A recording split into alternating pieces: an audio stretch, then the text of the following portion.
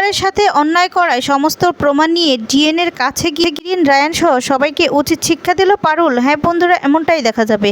বিস্তারিত জানতে ভিডিওটিতে লাইক দিয়ে সম্পূর্ণ দেখতে থাকো। গল্পের শুরুতেই দেখা যাবে পারুল তো খুব কাঁদতে থাকে আর দাদুর কথাগুলোই বারবার করে মনে করতে থাকে আর বলতে থাকে, কেন এই অন্যায়টা করলেন দাদু? আমি তো চাই নাই এমনটা, আমি শুধু চেয়েছিলাম আমার কেরিয়ারটা গড়তে। আপনি কি করলেন দাদু আমার সঙ্গে? কেন করলেন? ভাবলেন কি করে যে আমি আপনাকে অসম্মান করতে পারি? এই বলে কাঁদতে থাকে। আপনাকে তো আমি কোলটাসা করি নাই, আপনি এটা কি করলেন? যখন কাঁদতে থাকে ঠিক তখনই দেখা যাবে এদিকে স্যারের বউ চলে আসে। সে তখন বলতে থাকে, মন খারাপ? তুমি কাঁদছো? কেন কাঁদছো এখনও? আর তখন বলে, না না আমি এখন ঠিক আছি, আপনি ভাববেন না। তখন বলে, কাছের মানুষের কাছে কথা শুনলে কষ্ট তো হবেই, কষ্ট জমিয়ে রাখতে নেই। তোর যদি কেঁদে হালকা মনে হয় তাহলে তুই কাঁদ, তোর কষ্টটা এখন আমি বুঝতে পারছি মা। আর তখন বলে, জানেন তো যখন গায়ে ছিলাম তখন যখন আমি ফার্স্ট ক্লাস পেলাম, আমাদের গায়ের লোক তো কেউ বুঝতেই না যে ফার্স্ট অর্থটা কি, অতটুকু প্রশংসা করেনি, কেউ তো বুঝেই নাই যে এটা খায় না মাথায় দেয় বলে হাসতে থাকে। আর তখন বলতে থাকে, রুকু দিদির বিয়ের সময় দাদুর কাছ থেকে আমি প্রথম প্রশংসা শুনেছি। আমাকে একটা পেন হাতে তুলে দিয়েছিল, জানেন তো ম্যাডাম, মনটা খুব জুড়িয়ে গিয়েছিল। বাপ মারাও চায় নাই যে আমি লেখাপড়া করি, ওরা চেয়েছিল আমি সংসার করি, বিয়ে করে সংসারটা করি। কিন্তু দাদু সকলের বিরুদ্ধে গিয়ে আমাকে এই শহরে নিয়ে এসেছে, ব্র্যাকম্যান ইউনিভার্সিটিতে ভর্তি করেছে যাতে করে আমার স্বপ্নটা পূরণ হয়। নিজের হাতে ব্র্যাকম্যান ইউনিভার্সিটিতে আমাকে অ্যাডমিশন করিয়ে দিয়েছিলেন, এরপর জনে জনে সবাইকে মিষ্টি খাইয়েছিলেন। এখন বলে, উনি আমার জন্য এত কিছু করেছে, সেই উনি আমার থেকে আমার নতুন পরিবারটা কেড়ে নিলেন। এটাও বলেছেন উনি আমার মুখও দেখবেন না, শ্বশুরবাড়ির কেউ আমার মুখ দেখবে না। কেন করলো উনি এটা? তো জানেন যে আমি কতটা রেসপেক্ট করি, কতটা ভালোবাসি, শ্বশুরবাড়ির সবাইকে আমি কতটা ভালোবাসি। কেন উনি আমার লেখাপড়া তো মানুষের মধ্যে বেছে নিতে বলে কাঁদতে থাকে। আর তখনই দেখা যাবে তখন শিবুদা থাকে যে, তুই এমন করে ভাবছিস কেন? সবাই কি আর সব কিছু পায়? কপালে কি লেখা আছে কেউ কি বলতে পারে? কপালে কি লেখা আছে তুই কি জানিস? হয়তোবা ভালো কিছু অপেক্ষা করছে, হয়তোবা আজকে যা পাসনি তা দ্বিগুণ তুই পাবি এক সময়, বলতে পারে বল। আর তখন বলে, আমাকে সান্ত্বনা দিচ্ছেন ম্যাডাম? আমার যে কষ্টে বুকটা ফেটে যাচ্ছে, এই কষ্ট যে আমি সহ্য করতে পারছি না, এই কষ্টটা সহ্য করতে পারলে তবেই না ভবিষ্যতের ভাবনাটা। আর তখন বলে, হ্যাঁ রে পারুল, তুই যেটা বেছে নিয়েছিস তার জন্য তোর অনুশোচনা হচ্ছে? তখন বলে, না ম্যাডাম, আমার এর জন্য অনুশোচনা হচ্ছে না, বাঁচতে হবে তো এর জন্য অনুশোচনা হচ্ছে। কেন বাঁচতে হবে বলুন তো? সম্পর্কর সাথে লেখাপড়ার তো কোনো দূরত্ব নাই, আমি সবাইকে জান দিয়ে ভালোবাসতাম, সবার সাথে আমার আত্মার সম্পর্ক হয়ে গিয়েছিল, ওনাদের সম্পর্ক আর এই আমার কেরিয়ার, ওটাতে মানে দমে ভালোবাসি আমি। তো আমার পরিবার আর আমার কেরিয়ার দুটার মধ্যে আমাকে কেন বেছে নিতে বলুন তো? দেখা যাবে তখন শিবুদা স্ত্রী খুব কষ্ট হতে থাকে পারুলের এই সমস্ত কথা শুনে। আর তারপর ওদিকে দেখা যাবে ওঙ্কার যখন বসে থাকে, ওঙ্কার তখন একজনের সাথে কথা বলতে থাকে ফোনে। পারুল যা যা করেছে, কম্পিটিশনে জিতেছে, সমস্তটা নিয়েই কথা বলতে থাকে যে ও একদম ফাটিয়ে দিয়েছে। আর তারপরই দেখা যায় দিনের বন্ধুবান্ধব, রায়ানের বন্ধুবান্ধব যারা আছে সবাই তখন এসে দরজা ধাক্কাতে থাকে যে, ওঙ্কার দরজা খোল। আর তখন বলে, এত রাতে আবার কে আসলো? এরপর দেখা যাবে দরজাটা খুলতেই ওদেরকে দেখতে পায়। আর তারপর খুব শাসাতে থাকে, যেখানে যেতে বলেছিল সেখানে যায়নি বলে খুব রাগারাগি করতে থাকে।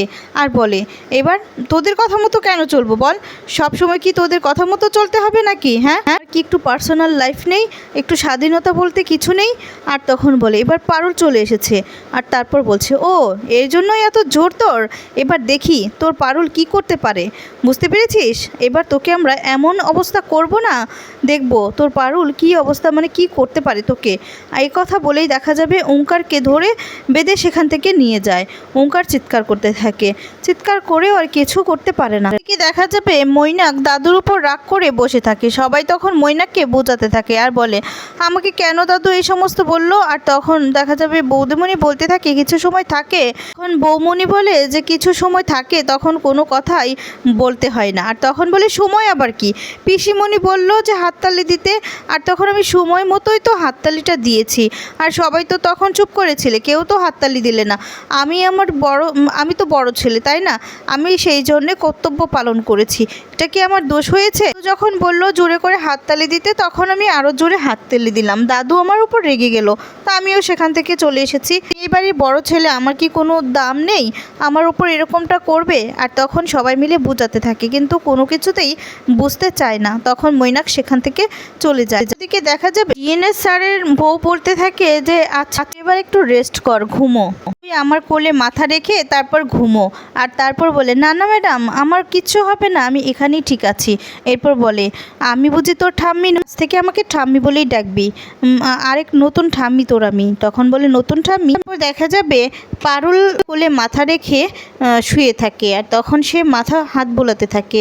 এরপর বলতে থাকে এই শহরটা প্রাণহীন যতটা দেখতে লাগে, ততটা কিন্তু ওই শহরটা প্রাণহীন নয়। শহর কাউকে ফিরায় না, সবাইকে আপন করে নেয়। আমি বিশ্বাস করিনি, কতজনের তুচ্ছ তাচ্ছিন্ন করেছি। যত দিন যাচ্ছে তত বুঝতে পারছি আসলে ততটা খারাপ নয়। দেখুন না স্যার, আপনি দুদিন আগে তো আপনাদেরকে ভালো করে আমি চিনতামই না, আলাপই ছিল না। তাকে তো আমি বিরাট গম্ভীর ভাবতাম, তার সঙ্গে তো আমার ফার্স্ট ইন্টারেক্টও খুব ভালো ছিল।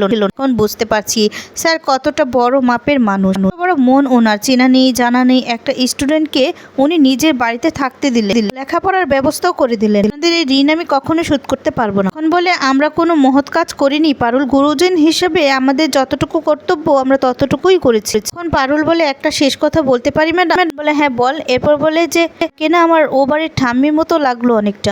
কথাটা শুনে অবাক হয়ে যায়, আর তখন বলতে থাকে ঠাম্মিও ঠিক আপনার মতনই আমাকে বাবা বাচ্চা বলে কথা বলতো। তখন দেখা যাবে মনে মনে বলতে থাকে তাই তো লাগার কথা পারো, আর কিছু যদি ঠিক থাকতো তাহলে তো একই বাড়িতে থেকে দুই যা মিলে তোকে বাবা বাচ্চান বলেই ডাকতাম।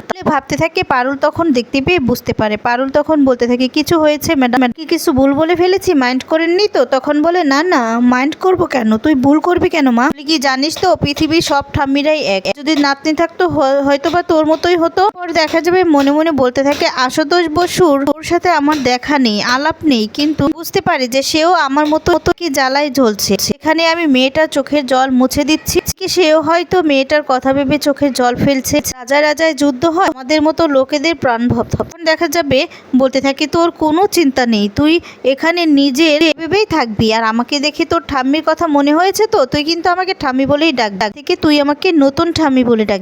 তখন বলে নতুন ঠাম্মি? এরপর বলে যে হ্যাঁ সেটাই তো ডাকার কথা ছিল রে।